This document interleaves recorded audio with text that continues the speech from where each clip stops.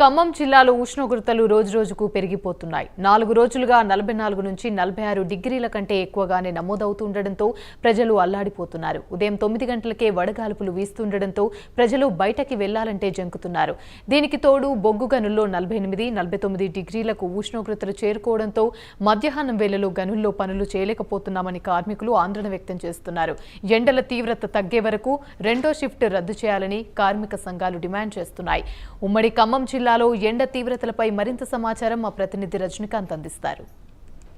తెలంగాణలో ఎండలు దంచికొడుతున్న పరిస్థితి కనబడుతుంది. దాదాపు రోహిణి కార్తెకు ముందే 15 రోజుల ముందు నుంచి తెలంగాణలో విపరీతమైన వేడిగాలులతో పాటు ఎండ వేడిమి కూడా పెరగడంతో దాదాపు గత 4-5 రోజుల 46 డిగ్రీలు, 47 డిగ్రీలు, 48 డిగ్రీలు కూడా 48 డిగ్రీలు కూడా నమోదవుతున్న పరిస్థితి. దాదాపు ఒక ఉమ్మడి ఖమ్మం జిల్లా వ్యాప్తంగా కొత్తగూడెం, మనుగూరు, ఇల్లందు, దాంతోపాటు సత్తుపల్లి, ఓసీలు, బుగ్గలు ఉన్న ప్రాంతాల్లో సుమారుగా ఎక్కువ మాత్రం ఎండ తీవ్రత కూడా ఎక్కువగా ఉన్న పరిస్థితి కనబడుతుంది.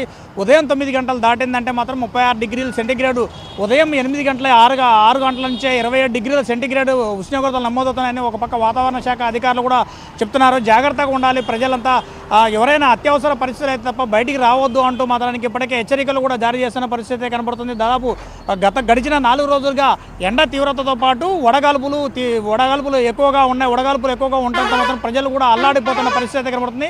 ఇళ్లలో కూడా టెంపరేచర్ ఎక్కువ అవుతుండడం మొత్తం ఏసీలు, కూలర్ల మీదనే ఆధారపడి ప్రజలంతా ఉంటున్న పరిస్థితి కనబడుతుంది. ప్రజలు సాధారణంగా మాత్రానికి సాధారణ పనులలో పనులు చేసుకునే కార్మికులు కూడా ఇబ్బంది పడుతున్న పరిస్థితి కనబడుతుంది. 9 దాటిందంటే రోడ్లన్నీ నిర్మానుష్య పరిస్థితి కనబడుతుంది. దాదాపు 10-11 దాటిందంటే మాత్రం ప్రధాన రోడ్లు, ప్రధాన కూడల్లో కూడా వాహనాలపై, 2 వీలర్లపై వచ్చే వాహనదారులు మాత్రం తక్కువ సంఖ్య కనబడుతుంది. దాంతోపాటు కార్లలో వచ్చేవాళ్ళు, వెళ్ళేవాళ్ళు కూడా, సుదూర ప్రాంతాలు ప్రయాణం చేసే వాళ్ళు కూడా కొంత తగ్గించుకున్నట్టుగా తెలుస్తుంది. ఆర్టీసీ బస్సులో ప్రయాణికుల సంఖ్య కూడా గణనీయంగా తగ్గిపోయిందంటూ ఆర్టీసీ అధికారులు కూడా చెప్తున్న పరిస్థితి ఉంది.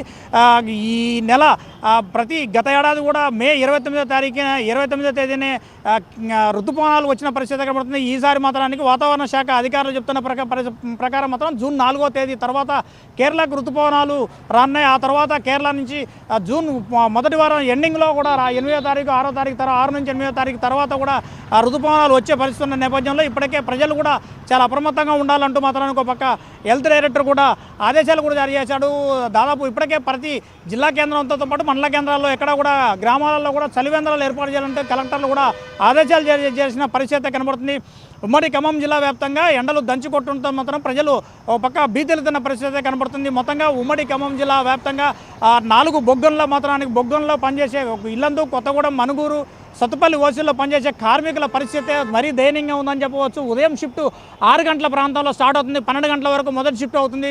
12 గంటల నుంచి సాయంత్రం మళ్ళీ 6 గంటల వరకు రెండో షిఫ్ట్ ఉంది. ఈ రెండో షిఫ్ట్లో 12 గంటలకు మధ్యాహ్నం 12 గంటల ప్రాంతంలో రెండో షిఫ్ట్లోకి గన్లలోకి వెళ్ళే కార్మికులు మాత్రం తీవ్ర ఎండవేడితో పాటు ఉక్కపోతలు కూడా ఉంటున్నాయని చెప్పేసి వాళ్ళు ఇప్పటికే సింగరేణి అధికారులకు, జిఎంసా అధికారులకు కూడా వినతి పత్రం ఇచ్చారు. మాకు రెండో షిఫ్ట్ను కూడా తాత్కాలికంగా ఎండలు తగ్గే వరకు నిలుపుదల చేయాలంటూ మాత్రం అధికారులకు వినతి పత్రం ఇచ్చినప్పటికీ మాత్రం సింగరేణి అధికారులు ఆ దిశగా మాత్రానికి కార్మికుల సంక్షేమం పట్టించుకోవట్లంటూ మాత్రం కార్మిక సంఘాలు కూడా ఆరోపిస్తున్న పరిస్థితి కనబడుతుంది. మొత్తంగా గనులలో పనిచేసే కార్మికుల పరిస్థితి దయనీయంగా ఉందని చెప్పవచ్చు. 48 డిగ్రీలు, 49 డిగ్రీలు ఉంటుంది. మరో 2-3 రోజుల్లో మాత్రానికి రోహిణి కార్తె ఈ నెల 27వ తారీఖున ప్రారంభంగా నేపథ్యంలో రోహిణి కార్తెకు ముందే వారం రోజుల ముందు నుంచి మాత్రం ఎండలు తెలంగాణ వ్యాప్తంగా దంచి కొడుతున్న పరిస్థితి అయితే కనబడుతుంది. మొత్తంగా బాణుడు ప్రతాపానికి ధరని దద్దరిల్లుతుందని చెప్పవచ్చు. ఇప్పటికైనా ప్రజలు మాత్రం చాలా అప్రమత్తంగా ఉండాలని ప్రభుత్వ అధికారులు కూడా హెచ్చరిస్తున్నారు. ఒక పక్క వాతావరణ శాఖ అధికారులు కూడా జాగ్రత్తగా ఉండాలంటూ హెల్త్ డైరెక్టర్ కూడా ఒక లేఖ కూడా విడుదల చేసిన పరిస్థితి కనబడుతుంది. ప్రజలు కూడా, చిన్నపిల్లలు, వృద్ధులు ఎవరైనా ఉంటే మాత్రం 9 గంటల లోపు ఇళ్లనే ఉండాలి. ఇళ్ళు దాటి రావద్దు. సాయంత్రం 5-6 గంటలు దాటిన తర్వాత మాత్రమే ఏమైనా పనులు ఉంటే మాత్రం పనులు చూసుకోవడానికి రావాలని చెప్తున్నారు. మరోపక్క ఇళ్లలో ఉండే వాళ్ళకి మాత్రానికి సాయంత్రం 6 గంటలు దాటే వరకు మాత్రానికి వడగాల్పులు వీస్తుంటుంది, ఇబ్బంది పడుతున్నారు. రాత్రి 11-12 గంటల వరకు కూడా ఉక్కపోతలు తట్టుకోలేని పరిస్థితులను ప్రజలు ఆరోపిస్తున్న పరిస్థితి కనిపిస్తుంది. మొత్తంగా ఉమ్మడి ఖమ్మం జిల్లా వ్యాప్తంగా సింగరేణి గన్నులతో పాటు మిగతా ఖమ్మంతో పాటు సత్తుపల్లి, పాలేరు నియోజకవర్గాల్లో, ఈ వైరా నియోజకవర్గంలో కూడా ఎండలు దంచి కొడుతున్నాం. మరోపక్క అకాల వర్షాల కారణంగా వడదెబ్బకు గురయ్యే అవకాశాలు ఉన్నాయి. అకాల వర్షాలతో మాత్రానికి పంటలు కూడా నష్టపోయిన పరిస్థితుల్లో పంటలు మొత్తం ధాన్యం రాసులు కూడా రోడ్ల మట్టి కూడా పోసిన పరిస్థితి. ధాన్యం కాపాడుకునేందుకు కొంత రైతులు పడిగాపులు కాస్తున్నారు.